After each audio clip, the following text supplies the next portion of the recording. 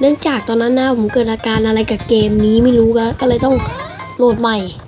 ซึ่งผมจำได้ทุกอย่างไม่ได้แดกหรอกรอบนี้เอาพูดเลยเอ้ยวันนี้เมื่อกี้วอร์มนะฮะทดลองมือก่อนนะฮะฮึจโจอันนี้เขาเรียกว่าโง่อันนี้ไม่ว่ากันนะเอ้ยโอ้โหเอ้ย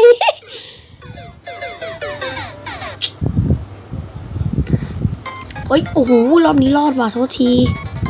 ไอ้ตรงเนี้ยตัวเฮี้ยเลยนะตรงเนี้ยแม่งโคตรจะคุณดูมันทำคุณดูสิ่งที่มันทำครับแม่งไม่ให้โอกาสเลยเกมมันโคตรจึ๊บนี่ครูโดดตรงนี้ก็ได้คุณมีทางลัดเนี่ยนอแวะไม่เล่นแรงกูหรอกกระโดดไปอย่างนี้แล้วครับนี่ไอ้เมชเอี้ยเนี่ยนะอย่าไปยุ่งกับมันนะเอ้ยเจ็ด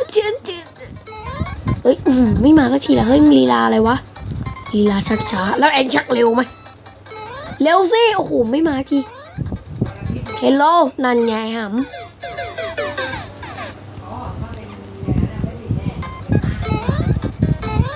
นะครับโอ้ยปะตายเส้นทางไปตายเกมนะแม่งทำอะไรไม่ได้มากมายหรอกฮึจะมีบล็อกตรงนี้ไม่มีบล็อกตรงนี้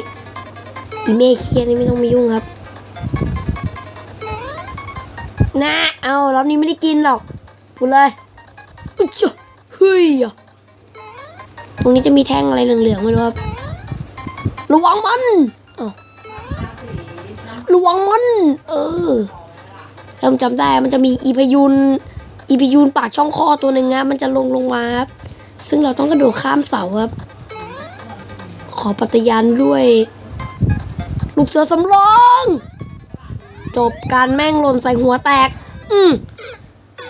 ไม่ต้องอธิบายเกมนี้มันโคตรครับเฮ้ยโอ้ยขี้เกียจจะจุ๊บอีเมลเฮียเดินไปอีบอยแบนด์ไม่มาบอยแบนด์มาบูชา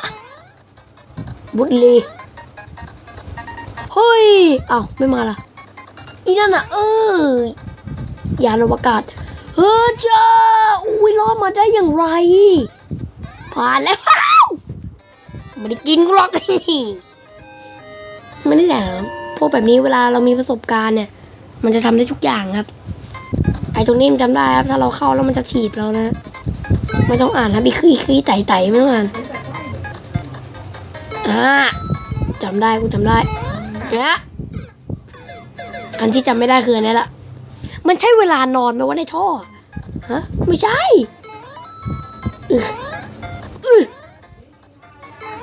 เดี๋ยวกินจะขึ้นไปไงวะเนี่ยผมจำได้ถ้าหม่งตรงอีกตรงนึงมันจะมีเห็ดพิษไม่ได้กินนะโอ้ยดีครับผมยังไม่ลืมว่าตรงนี้มันมีรูอยู่ฮะมีหนามหลอกด้วยนะไอ้แม็กโอ้ยลืมว่าแล้วไปตายเหมือนเดิมครับตรงนี้มีหนามระวังเฮ้ยมีบล็อกไปทำอะไรเฮ้ยโอ้ยหลอกควายโอ้ยรู้งี้กูมาตั้งแต่แรกละเมฆคุยเถอะครับคุยเถอะนะเมฆมาอยู่ในท่อได้ยังไงวะโอ้ยเส้นทางพานรกตรงนี้จะมีหัวทุเรียนโผล่มาครับนะ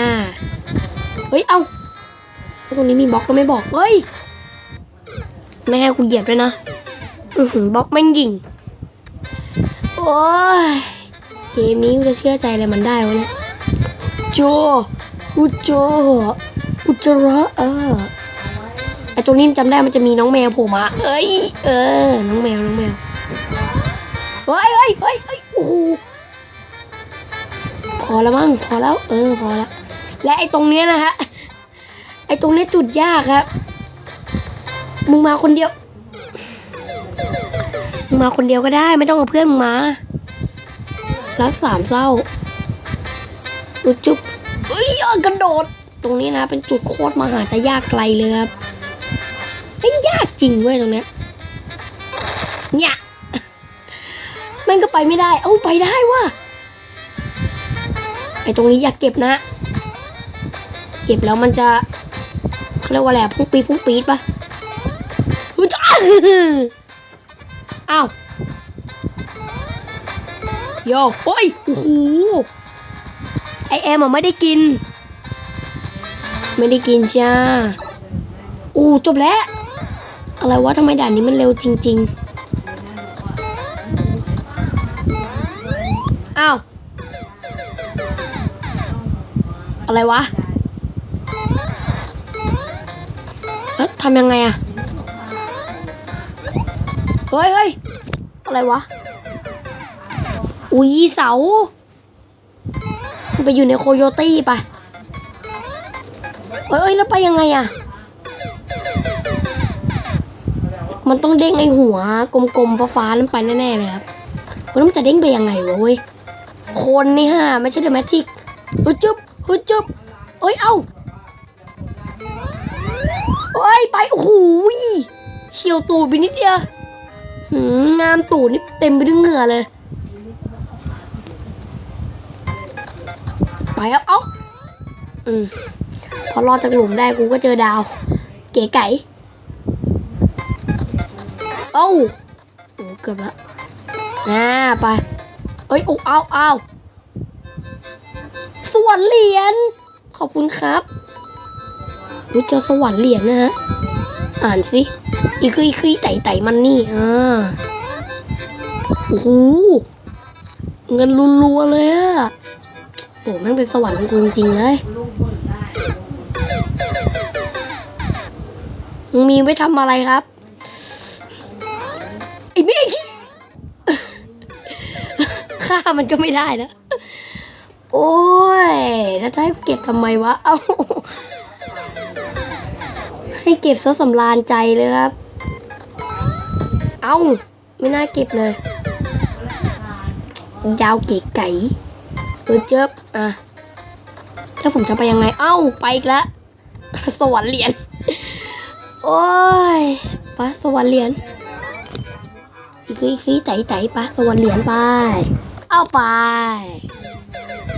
ใช้ได้อยู่นะเอาอีกแล้วมึงไปสวรรค์เหรียญทุกรอบเลยนะอีเมฆเนี่ยฆ่ากูจังเลยมีวันไหนที่มึงจะเมตตากูได้มั่งเอาอีกแล้วมันเบรกไม่ได้อะไม่รู้เป็นไร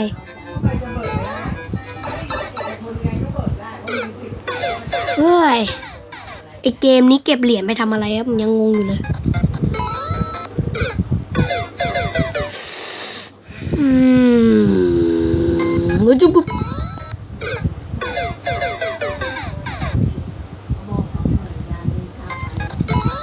นี่รอบนี้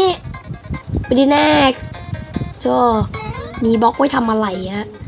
อีหัวทุเรียนไปไกลเลยโอ้โหโดดแค่นี้ยังตกก็ตายเลยน้องแตกหักเลยแม่งน้ำหนักกูเยอะเกินจุ๊บรอบนี้ไม่ได้กินหรอกนะไอ้พวกดาวเก๋ไก่รอบนี้ได้กินแน่ได้กินเพราะอีเมฆไปกินกูซะง่ำโอ้เย่มีความสุขไหมลูกใช้ได้อยู่โอ้โหจุ๊บว่ามึงจะรอดแล้วนะอีดาว าเอ้ยมีดอกไม้ด้วยครับดอกไม้นี่ในมาริโอมันสามารถพ่นไฟได้ด้วยเฮ้ยเจ๋งดีอย่างเงี้ยโหตายซะมึงพวกดาวเอาเก็บไม่ได้ ตายซะในเกมนี้มันเก็บอะไรไม่ได้ใช่ไหม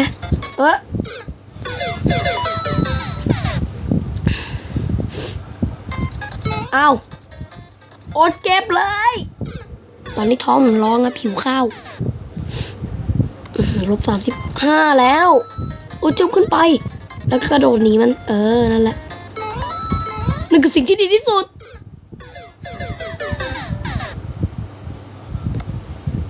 นี่คือดีที่สุดละพวกดาวเก๋ไก่ไปไกลๆกูซะไปซะอีหัวทุเรียนค่อยๆไปครับผมมีน้ำดักอีกแล้วมีน้ำดักอีกแล้วฮึจุบมันได้กินรอยดาวเก๋ไก่ไปซะอีหัวทุเรียนเมื่อกี้มีหนามรอครับเราจะไม่ไปตรงนั้นอีกแล้วนะไปเฮ้ยเหยียบแล้วมันจะเกิดอะไรขึ้นปะ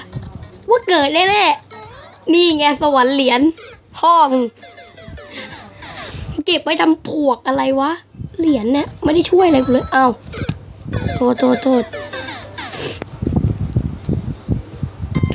โหจุ๊บ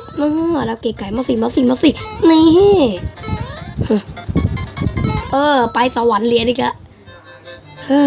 มีไว้ทำอะไรปะลงไปตายเหมือนเดิมแงะ มีทางดีพ้นนะกรรมตามทันนะโอ้โหอดเก็บไปลงเราต้องเก็บนะไม่งั้นมันไม่มีบล็อกให้เราขึ้นแบบเมื่อกี้มาสิมาฆ่าฉันเลยโอเคเอ้ยโอ้โหดีนะไม่ตกจึ๊บไปอย่าไปกระโดดมงมานะตรงนี้โอ้โหดีนะไม่ลงทางนี้แต่แรกถ้าลงตายตรงนี้เข้าได้ไหมเข้าได้ครับสุดยอดเลยโอ้โหเจอกับหัวทุเรียนอยู่ข้างบนก็เลี่ยนจะตายแล้วมันเจอมึงอีกนะจึ๊บอีแค่ไอ้คือไต่ตัวอะไรวะโอ้มันคุยยังทิ้งเบื่อเกมนี้จุ๊บมาไม่ได้เครื่อง